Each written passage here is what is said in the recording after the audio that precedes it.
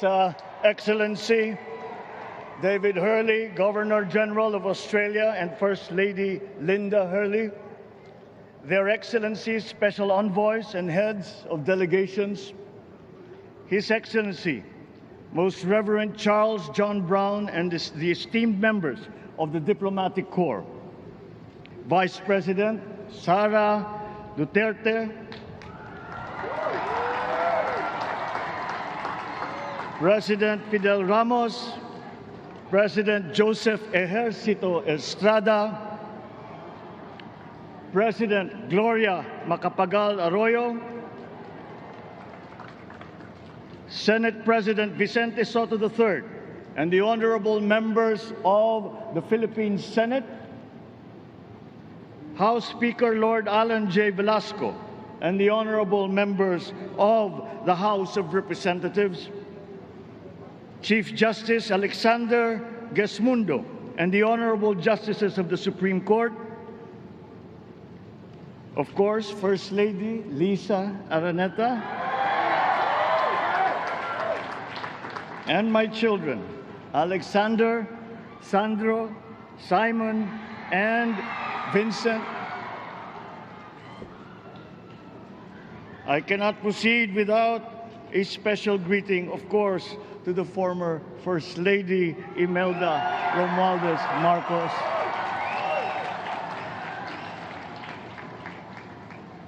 Other distinguished guests, ladies and gentlemen, my friends, ang aking minamahal na mga kababayan, magandang tanghali po sa inyong lahat. This is a historic moment for us all. I feel it deep within me. You, the people, have spoken, and it is resounding.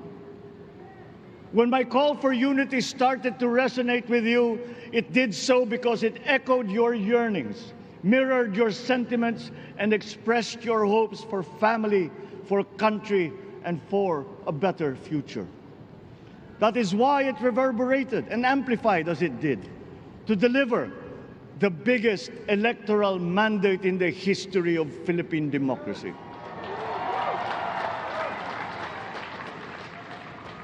By your vote, you rejected the politics of division.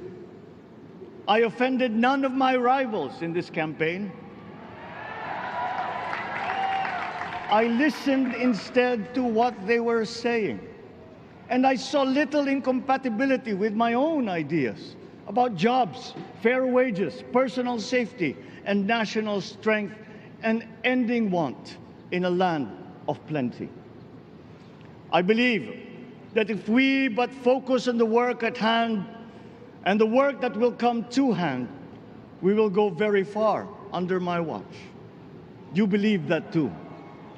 At pinakinggan ko ang tinig ninyo na ang sinisigaw ay pagkakaisa, pagkakaisa, pagkakaisa. We will go farther together than against each other, pushing forward, not pulling each other back, out of fear, out of a misplaced sense of weakness. But we are the furthest from weak. The Filipino diaspora flourishes even in the most inhospitable climes, where they are valued for their quality. The changes we seek will benefit all and will shortchange no one. I was not the instrument of change. You were that. You made it happen. I am now. You picked me to be your servant, to enable changes to benefit all. I fully understand the gravity of the responsibility that you've put on my shoulders. I do not take it lightly, but I am ready for the task. I will need your help. I want to rely on it. But rest assured, I do not predicate success on the wide cooperation that's needed. I will get it done. I once knew a man who saw what little had been achieved since independence. in a land of people with the greatest potential for achievement. And yet, they were poor. But he got it done, sometimes with the needed support, sometimes without. So will it be with his son. You will get no excuses from me.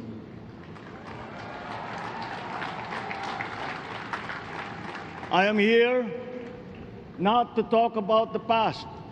I am here to tell you about our future. A future of sufficiency, even plenty, of readily available ways and means to get done what needs doing, by you, by me. We do not look back, but ahead, up the road that we must take to a place better than the one we lost in the pandemic. Gains made and lost, opportunities missed, well-laid plans superseded by the pandemic. Indeed, ours was the fastest growing economy in ASEAN by ways now outdated. We shall be again by a radical change in the way the world must now work to recover what we have lost in that fire and move on from there. We face prospects of the spread of the war abroad, of which we are totally blameless. We seek friendship with all. But countries like ours will bear the brunt of it. And if the great powers draw the wrong lessons from the ongoing tragedy in Ukraine, the same dark prospect of conflict will spread to our part of the world. Yet, there is more out there. Like going forward by new ways of doing that the pandemic forces to adopt. A stronger resilience, quicker adaptability. They are our best prevention. They are our best protection. Quiet reflection in a rough and tumble campaign of a breadth and intensity never experienced revealed some of them, such as the willingness to listen despite the noise, the hesitation to quarrel over differences, and to never, ever give up hope of reconciliation. These gave me the peace to ponder deeper. There are hints of a road not taken that could get us out of here quicker, to something better, something less fragile. There is also what you, the people, did to cope, but this time empowered by new techniques and more resources. You got by, getting some of what you needed with a massive government help, and for this I thank my predecessor for the courage of his hard decisions. But there is a way to put more means and choices in your hands. I trust the Filipino. Imagine how much more you'd achieve if government backstops instead of dictating your decisions. Always there to pick you up when you fall, giving what you need to get past a problem. Imagine if it invested in your self-empowerment to bring it closer to taking on whatever challenges come.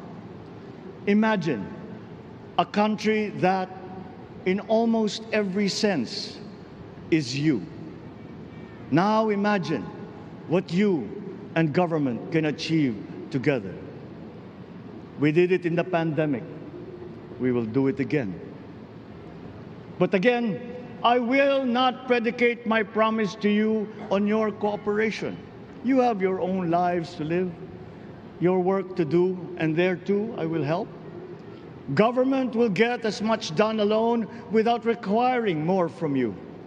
That is what government and public officials are for. No excuses, just deliver. It was like that once upon a time.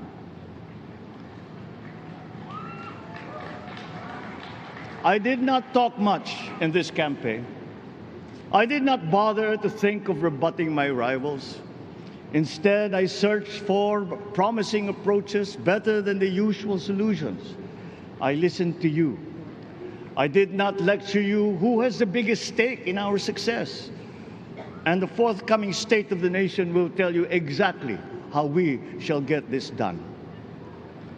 In this fresh chapter of our history, I extend my hand to all Filipinos.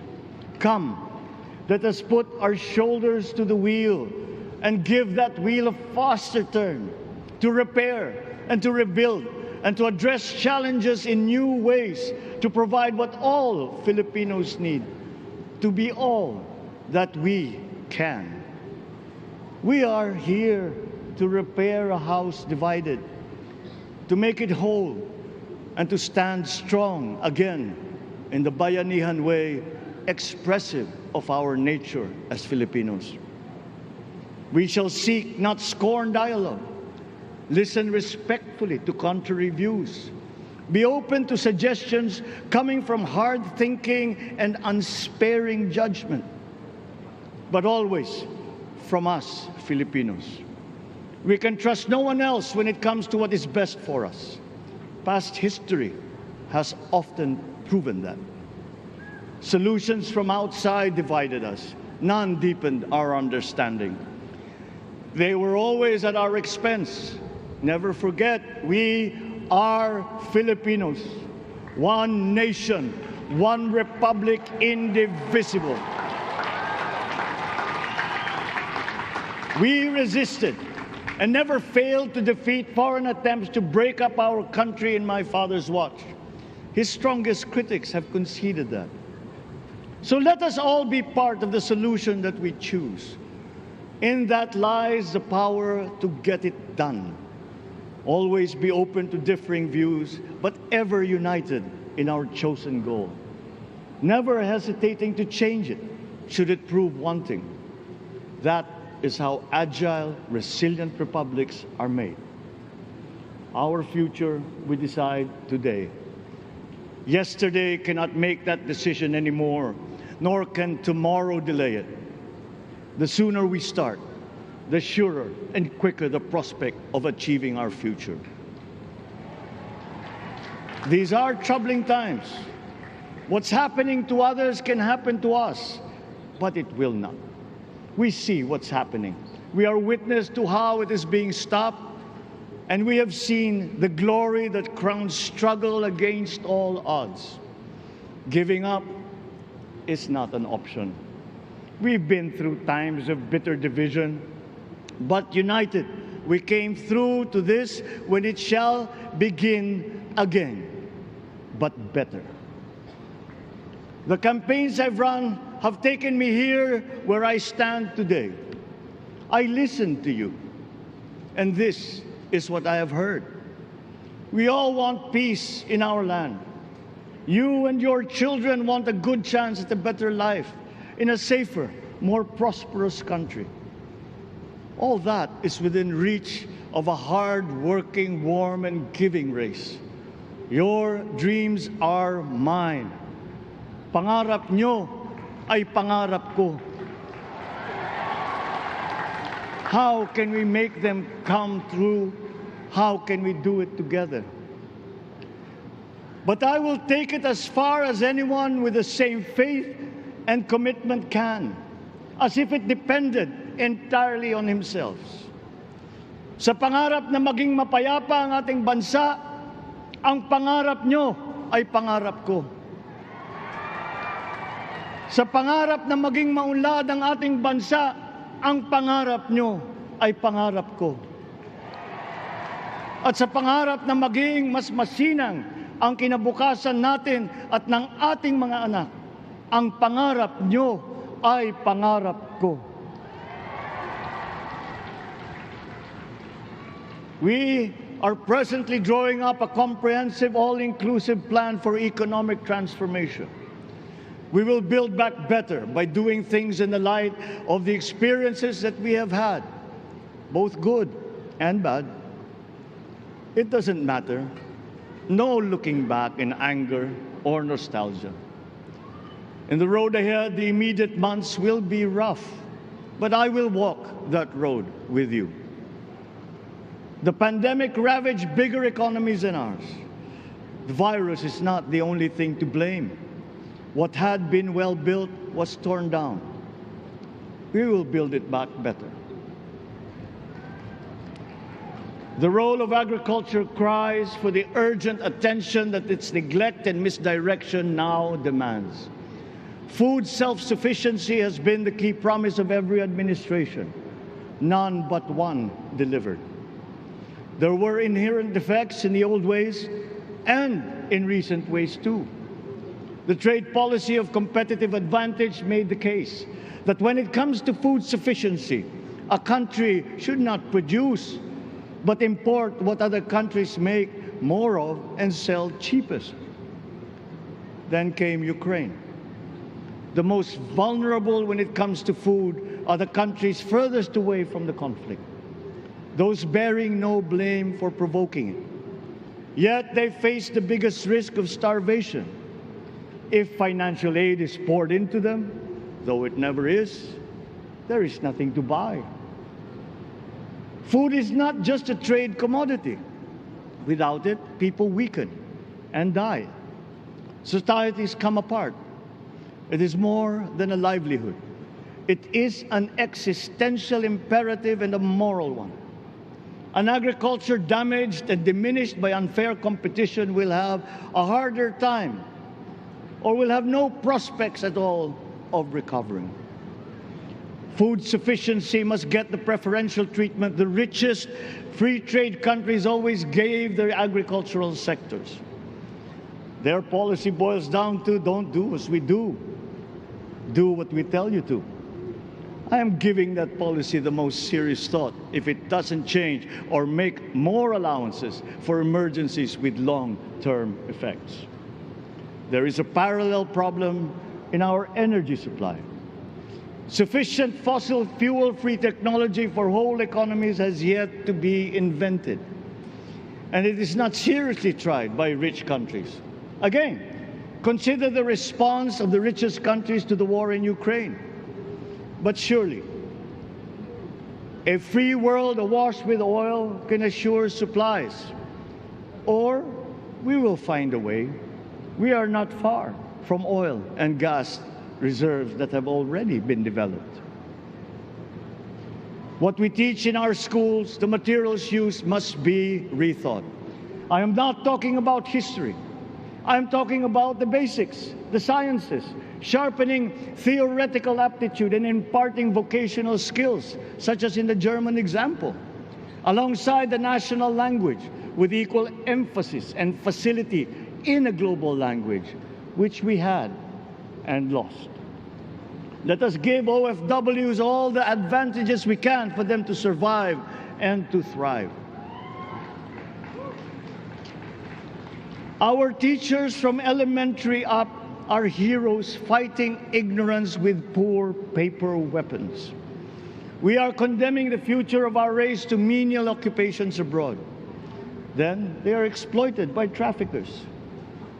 Once we had an education system that prepared coming generations for more and better jobs.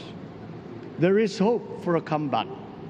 Vice President and soon-to-be Secretary of Education, Sara Duterte Carpio, will fit that mission to a T. We won't be caught unprepared, under-equipped, and understaffed to fight the next pandemic. To start with, we never got over the pandemic of poor, if any, free public health. The last major upgrade of a public health system, exemplified by the resources poured into PGH, predates the current shambles by 3 generations. Our nurses are the best in the world. They acquitted themselves with the highest distinction abroad, having suffered even the highest casualties. With the same exemplary dedication, at home, they just got by. They are out there because we cannot pay them for the same risk and workload that we have back here. There will be changes starting tomorrow. I am confident because I have an OPLE in my cabinet. There were shortcomings in the COVID response. We will fix them out in the open. No more secrets in public health. Remember, I speak from experience. I was among the first to get COVID. It was not a walk in the park. My father built more and better roads, produced more rice than all administrations before his. President Rodrigo Roa Duterte built more and better than all the administrations succeeding my father's. Much has been built, and so well, that the economic dogma of dispersing industry to develop the least likely places has been upturned. Development was brought to them. Investors are now setting up industries along the promising routes built. And yet, the potential of this country is not exhausted. Following these giant steps, we will continue to build. I will complete on schedule the projects that have been started. I'm not interested in taking credit. I want to build on success that's already happening. We will be presenting the public with a comprehensive infrastructure plan. 6 years could be just about enough time. No part of our country will be neglected. Progress will be made wherever there are Filipinos, so no investment is wasted. The recovery of Philippine tourism, with its emphasis on accessing nature's beauty, I am sure will exceed expectations. And bigger is not always better, but there's something to be said for economies of scale. And yet the country invites investments in fast-rising industries with quick returns and inflicts irreparable damage for future generations. We have yet to see large-scale practical solutions to pollution, though some are beginning to emerge. But there are tried and proven new ways of mitigation. Blades have been turning over the sand dunes of Ilocos Norte, harnessing a power all around but unseen long before this day. I built them. The rich world talks a great deal but does a lot less about it than those with much less, but who suffer more death and destruction from climate change and lack of adaptation. We will look to our partners and friends to help the Philippines, who, despite having a very small carbon footprint, is at the highest risk. First, spare victims, then help them recover, and move on to lessen the harmful impact of climate change. We too have our part to play. We are the third biggest plastics polluter in the world, but we won't shirk from that responsibility. We will clean up. You will not be disappointed, so do not be afraid. With every difficult decision that I must make, I will keep foremost in my heart and in my mind the debt of gratitude I owe you for the honor and responsibility that you have conferred on me. Whatever is in a person to make changes for the better of others, I lay before you now in my commitment. I will try to spare you. You have your other responsibilities to carry. But I will not spare myself from shedding the last bead of sweat or giving the last ounce of courage and sacrifice. And if you ask me why I am so confident of the future, I will answer you simply that I have 110 million reasons to start with. Such is my faith in the Filipino.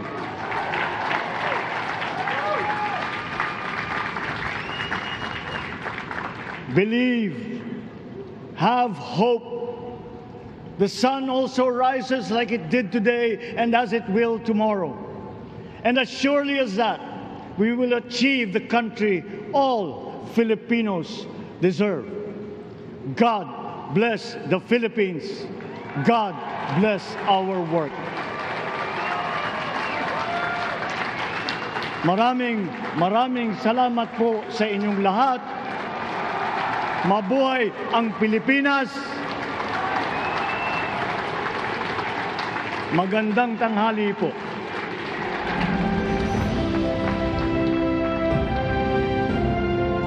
Excellencies, ladies and gentlemen, the President of the Republic of the Philippines, President Ferdinand Romualdez Marcos Jr.